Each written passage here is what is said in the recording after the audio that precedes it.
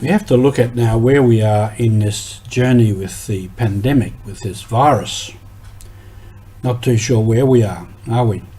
Are we post-pandemic, or maybe post-pandemic, or are we getting used to living with the virus, as we live with the flu every year and other sicknesses?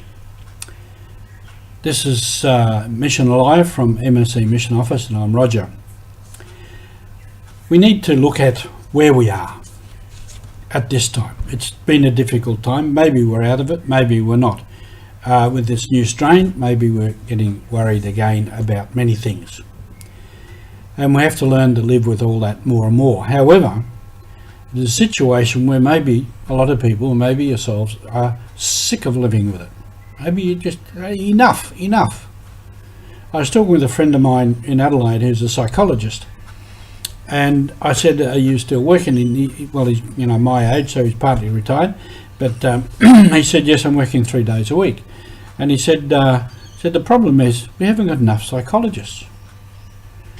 There's not enough psychologists. And he said a lot of people, because of the pandemic, are very stressed and they need help. And some people have lived in difficult circumstances, very close family relationships within a small confined area.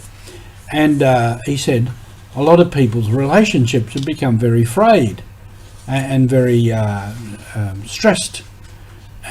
So people are needing help. He said, we haven't got enough psychologists. Government's got to do something about training more psychologists. So that was an interesting thing for me. On another side, perhaps a little bit lighter but indicative, recently I was down the coast with one of our brothers, and we went to the local butcher to get sausages, because this brother said this guy makes really, really good sausages. So we went there, and of course we were chatting about this and that, and he said, the butcher said, the first week after everything opened up and people were allowed to go out, he said our business went right down. People were not interested in buying meat and cooking at home. They wanted to go out. So they were going out for meals. But he said the second week it all picked up again, because people had gone out and they had a share had gone out, and now they were settling back into cooking for themselves and whatnot. But I can understand that during the pandemic there was no going out. They probably got sick of cooking for themselves.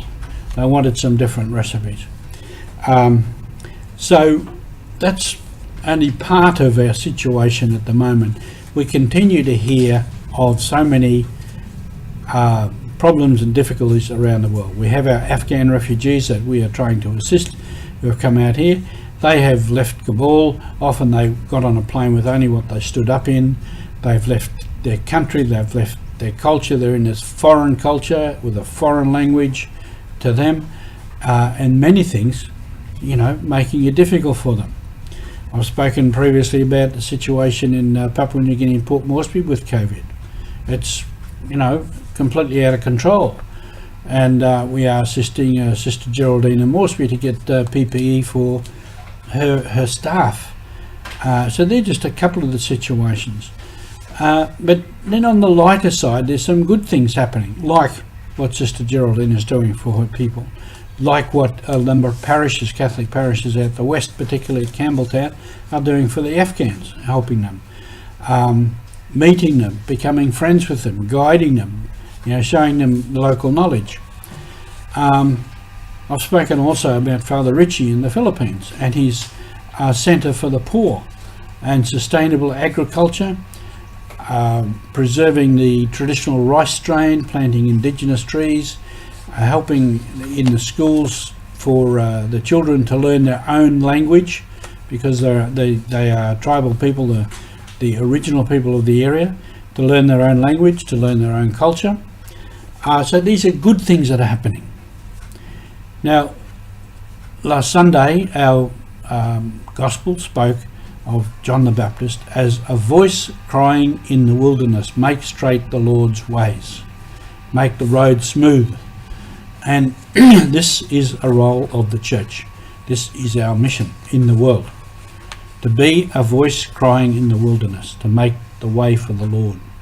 Because if we do really good things, if we make good things happen, then that is making the way of the Lord clear and opening the way.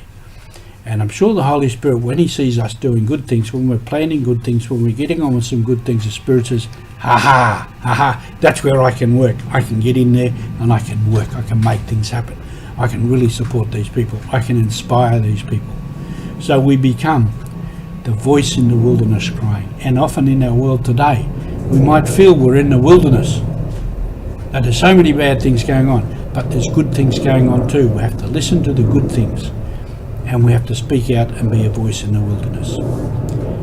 Thanks for being with us on Mission, and thank you for all your support. Keep supporting us, and we keep doing what we're trying to do.